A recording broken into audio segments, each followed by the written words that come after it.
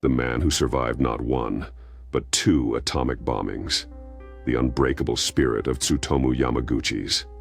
On August 6, 1945, Tsutomu was in Hiroshima for a business trip. As he walked to work, the sun shone brightly, and life in the city buzzed with normalcy. Suddenly, at 8:15 a.m., the world erupted into chaos. The blinding flash lit the sky as the atomic bomb detonated just 3 kilometers away. The force of the explosion threw him to the ground, leaving him severely burned and disoriented. In the aftermath, Tsutomu witnessed the devastation. Buildings reduced to rubble, fires raging, and the cries of the injured echoing through the air. Despite his injuries, Tsutomu's instinct to survive kicked in. He stumbled through the wreckage, helping those he could, his heart heavy with the weight of loss around him. He made his way to the outskirts of the city, where he would find temporary refuge, but the nightmare was far from over. Just 3 days later, on August 9th, Tsutomu returned home to Nagasaki, thinking he had escaped the horrors of Hiroshima. He arrived at work, trying to shake off the trauma, but fate was relentless. At 11:02 a.m., as he sat in the office, the second atomic bomb fell. This time, he was closer to the epicenter. The shockwave knocked him unconscious, and when he regained his senses, he was surrounded by destruction once again. The city he loved lay in ruins, echoing the devastation he had witnessed just days before. Incredibly, Tsutomu survived both bombings, but the toll was immense. He suffered from severe burns, radiation exposure, and deep emotional scars. The trauma haunted him, yet he emerged from the ashes with a profound purpose.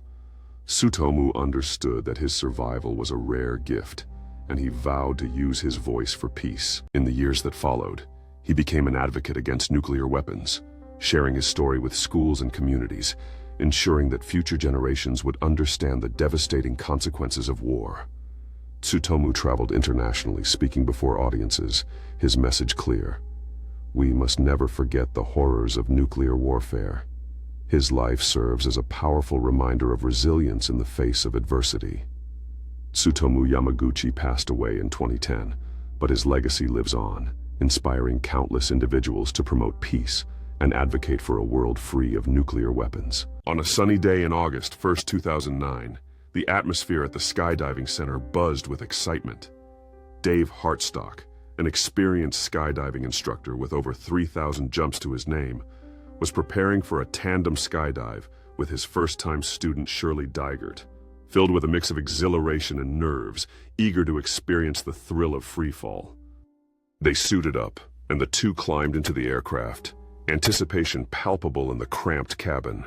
As the plane ascended to altitude, the landscape below transformed into a patchwork of fields and forests. Dave checked their gear one last time, ensuring everything was secure. At 13,000 feet, the pilots signaled it was time to jump.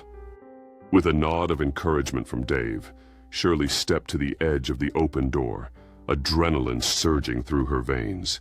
They leaped into the vast blue sky, free-falling at over 120 miles high.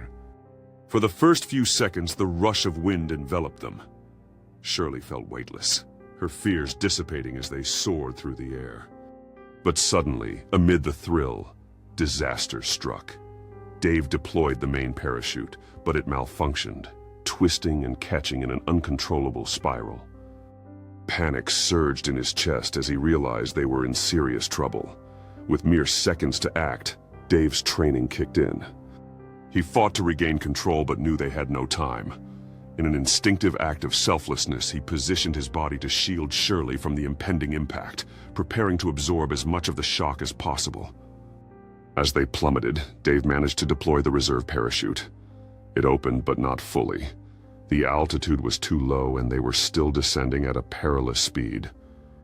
The ground rushed up to meet them, and Dave felt time slow down as adrenaline coursed through his veins. He could see the patch of field below, and in that fleeting moment, he concentrated on Shirley, urging her to brace for impact. They hit the ground hard, a violent crash that sent a shockwave through Dave's body. The world around him faded to black in an instant.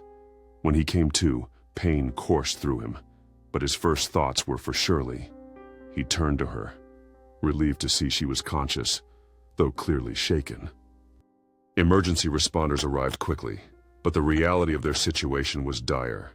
Shirley had sustained significant injuries, but she was alive, thanks to Dave's heroic actions. Dave, on the other hand, was left with critical injuries, multiple fractures, and internal trauma. Weeks passed in the hospital as Dave underwent surgeries and rehabilitation. Shirley visited him, overwhelmed with gratitude for his bravery. Dave's story spread through the skydiving community, and he became a symbol of courage and selflessness. This 17-year-old girl survived a plane crash over the Amazon rainforest. On December 24, 1971, the skies over Peru were ominous as Lanza Flight 508 prepared for takeoff from Lima, bound for Pucallpa. Among the 92 passengers was 17-year-old Julian Kupchi, who was excited yet apprehensive, traveling with her mother. The heavy clouds loomed, casting a shadow over the aircraft as it ascended into the turbulent atmosphere. Within minutes of takeoff, the plane encountered severe thunderstorms. The cabin shook violently as the aircraft bucked against the turbulent winds. Julianne clutched her mother's hand, fear gripping her heart as overhead compartments rattled and the sound of thunder echoed through the cabin. Suddenly, a blinding flash illuminated the cockpit. The plane had been struck by lightning. The aircraft shuddered violently, alarms blaring as chaos erupted. Passengers screamed in terror as the plane began to break apart in midair. In a surreal twist of fate, Julian was thrown from her seat as the fuselage tore apart, still strapped to her chair. She plummeted through the sky, the world spinning around her until she crashed into the dense canopy of the Amazon rainforest, falling nearly 10,000 feet. The impact was devastating. Everything went black. When Julianne regained consciousness, she found herself in a surreal landscape of greenery, disoriented and alone. The wreckage of the aircraft lay scattered around her, a haunting scene of chaos. Panic surged through her as she called out for her mother, but only silence answered. With a broken collarbone and cuts covering her body, Julianne began to navigate the treacherous terrain. The jungle was alive with sounds, the calls of unseen creatures echoing around her. She remembered lessons from her childhood, spending time in the Amazon with her parents, who were both zoologists. With a determination born from necessity, she moved forward, following a nearby river, hoping it would lead her to safety. Days turned into an arduous journey. Julianne faced the relentless elements of the jungle, the sweltering heat, the biting insects, and the ever-present threat of wild animals. She scavenged for food, eating whatever she could find: wild fruits, edible plants, and drinking water from the river. Each night, she built makeshift shelters from branches and leaves to protect herself from the elements. As the days passed, fear and loneliness crept in, but Julianne's will to survive burned brightly. She encountered vultures circling above, a grim reminder of the fate of her fellow passengers. The psychological toll weighed heavily on her, but she pressed on, driven by the hope of finding rescue. But around a bend in the river, she saw her salvation: a small hut with a palm leaf roof. Inside, she found a can of petrol. The gash in her shoulder was infected with maggots. She poured the petrol over the wound, just as her father had done for a family pet. The pain was intense as the maggots tried to get further into the wound. She pulled out about 30 maggots and was very proud of herself. She decided to spend the night there. The next day, she awoke to the sound of men's voices and rushed from the hut.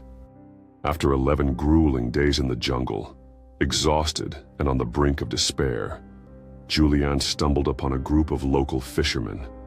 They were shocked to see a young girl emerge from the depths of the rainforest, covered in cuts and dirt, yet alive.